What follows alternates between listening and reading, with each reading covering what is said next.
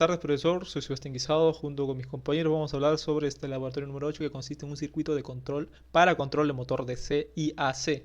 En esta ocasión me tocó la adquisición de señales de un motor AC, lo cual voy a comenzar con el módulo Festo, los cuales consisten en un inversor, un adquisidor, una fuente de alimentación y un motor asíncrono. En esta ocasión vamos a usar solamente la fuente de alimentación, el adquisidor y un motor asíncrono. Empezamos al conectar la fuente de alimentación para que también al siguiente alimente el adquisidor. Y del adquisidor vamos a enviar señales al motor asíncrono para que genere el movimiento que queremos. Aquí como se puede observar las conexiones, los cuales consiste tanto en la fuente de alimentación, el cual conecta con el motor y del motor al adquisidor. ¿Okay? Esto vamos a llevar a la computadora con una conexión USB y vamos a encontrar estos indicadores, ¿okay? Los cuales nos muestra tanto el voltaje como la corriente. Acá se puede observar que nos da un voltaje de 156.9, lo cual se puede observar acá, perdón, 156.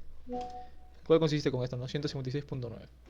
Acá también nos muestra gráficamente el voltaje y la corriente, como se puede observar es alterno. Y acá también se puede observar el analizador de fasores. Eso ya sería todo, muchas gracias. Ahora yo les voy a explicar sobre las pruebas de un motor AC. Nos dice realizar una conexión en triángulo en los terminales del motor. Como pueden ver, es una conexión en triángulo. Luego el PDF podemos ver que la conexión en triángulo paralelo. Ahora nos pide determinar el voltaje de línea y corriente de línea.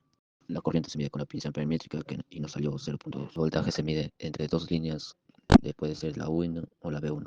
Ahora repetimos lo mismo pero en conexión estrella. Ahí podemos ver la conexión estrella. En la conexión estrella para saber qué líneas con qué línea se tiene que hallar la continuidad. Ahora determinamos voltaje de línea y corriente de línea. Se mide con la pinza y nos sale 1.1. Ahora hallamos la corriente y nos sale 228.7. Respondiendo a la pregunta, ¿en qué caso el motor tiene más potencia? Bueno, en el caso del triángulo, en la conexión triángulo tiene más potencia, ya que supera a la de estrella. Bueno, ahora veremos probar que al invertir dos líneas de motor gira en sentido contrario. Ahí podemos ver que estamos invirtiendo las líneas y vemos que va a girar en el sentido contrario.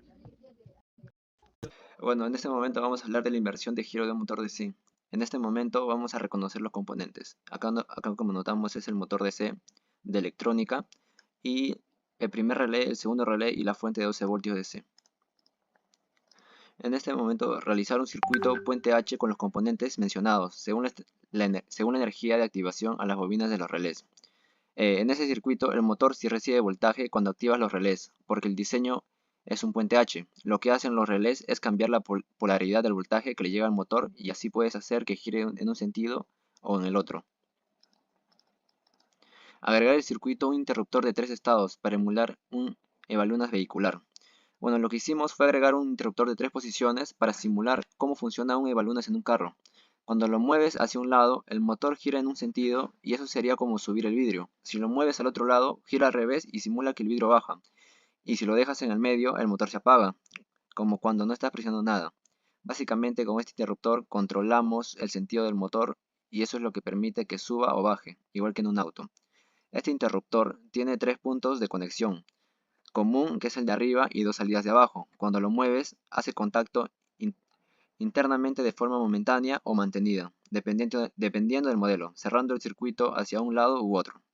Profesor, soy un amigo Abel Carvajal Tenorio y me toca a mí explicar acerca de la adquisición de las señales en un motor AC con el módulo Festo.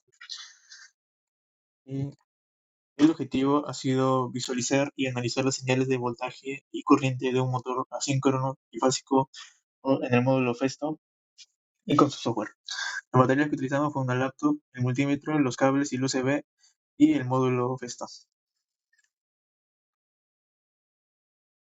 Lo primero que hicimos fue identificar los componentes que nos ha dejado, que serían la fuente, el inversor, el decisor y el motor.